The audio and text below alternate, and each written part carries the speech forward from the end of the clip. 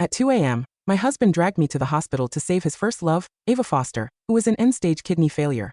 I told him we needed a matching donor. There was nothing else to do. He slapped me. What kind of doctor are you? Just find a match.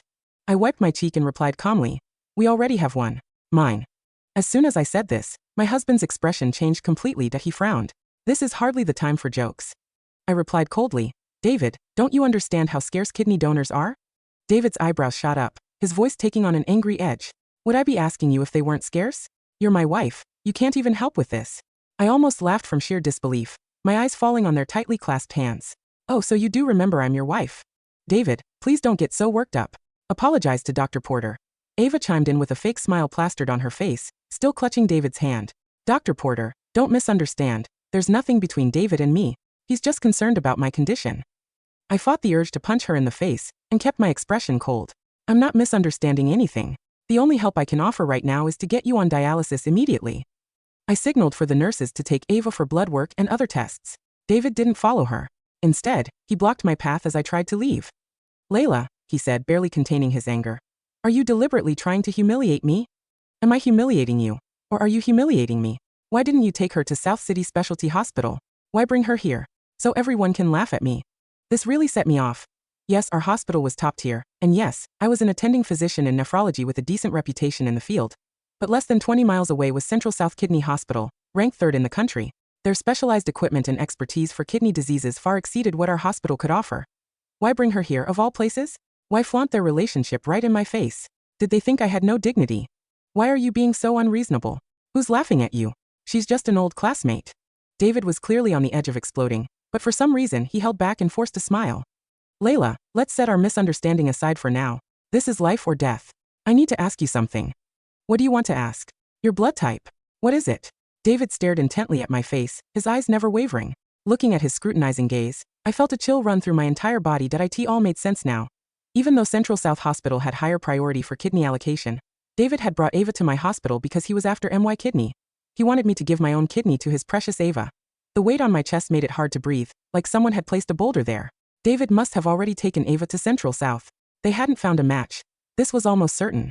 The first step in kidney matching follows blood transfusion principles, and Ava was type O. Type O is the most common blood type, making up about 47% of the population. Type O is called the universal donor. AB and AB recipients can all accept type O blood without rejection issues. But as a recipient, it's the opposite. Type O patients can only receive type O blood and organs. This means that among patients needing kidney transplants, type O recipients have the lowest chance of finding a match, only 47%, matching their population percentage. Other blood types have at least a 70% match rate, with AB having nearly 100%. Kidney donors are already incredibly scarce, and matching is complex.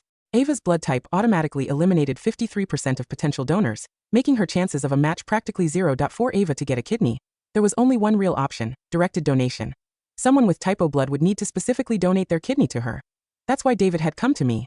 I'm type O, I said, taking a deep breath and holding his gaze. Lying would be pointless. If David was asking, he already knew my blood type. We'd been married for 5 years. But precisely because we'd been married for 5 years, even though I already knew what he wanted, I needed to hear him say it out loud. Could you really say it, David? He could. With a casual expression, he said, what if you donated one to her? I felt ice run through my veins as I stared at him in disbelief. David looked at me intensely. You have 2 kidneys. Giving her one to save her life isn't that much to ask, is it? Something caught in my throat. Finally, I managed to speak. David, have you lost your mind? Lost my mind how? David's face was full of self-righteousness. You're a doctor. Isn't saving lives your calling?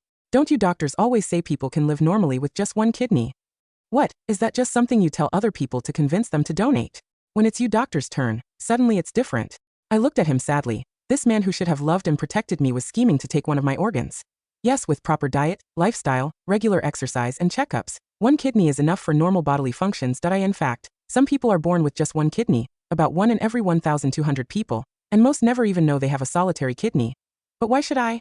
Why on earth would I give my kidney to my husband's mistress? My colleagues at the hospital started giving me strange looks. They'd gather in corners whispering, exchanging meaningful glances whenever I walked by. Occasionally I'd catch snippets of their conversations. What's going on with Dr. Porter's husband? He's got a mistress, obviously. Having a mistress is one thing, but bringing her to our hospital and flaunting their relationship? That's just cruel.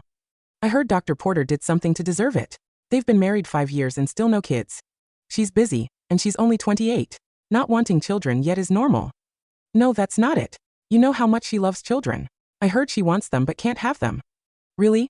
Why not? Well, female infertility comes down to a few things, doesn't it? Congenital issues or not taking care of herself. Weathering these strange looks and knowing sighs, I headed to Ava's room. The moment I pushed open the door, I found her nestled in David's arms, the two of them completely wrapped up in each other as if no one else existed. Ava now needed dialysis twice a week. Her complexion had turned ashen, and her body appeared swollen. David was feeding her home-cooked chicken soup, nutritious and flavorful without needing much salt or seasoning, perfect for someone with uremia like Ava. David was feeding her with a meticulousness and patience I'd never seen from him before. She doesn't need that much help. She has kidney failure, not quadriplegia, I said coldly.